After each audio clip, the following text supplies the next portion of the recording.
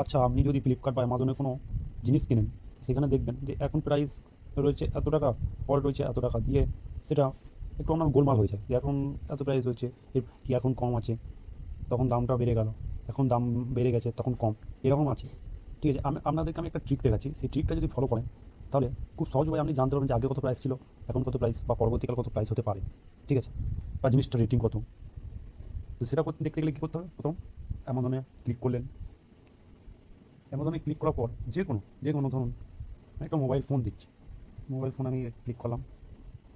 Click করার পর দেখুন নিচে দিয়ে স্ক্রল করলে অনেক মোবাইল দেখাবে, আমি যে কোনো একটা মোবাইল দেখাচ্ছি। ঠিক আছে, তো আমি এই মোবাইলটা দেখছি।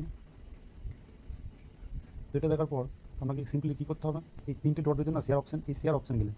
শেয়ার অপশানে যাওয়ার পর কপি করে নিলেন লিঙ্কটা কপি করে নিলেন। তারপরে ব্যাক আসলেন, দিয়ে গুগলে গেলেন। গুগলে যাওয়ার পর এখানে সার্চ করলেন প্রাইস চেক বা প্রাইস চেকার।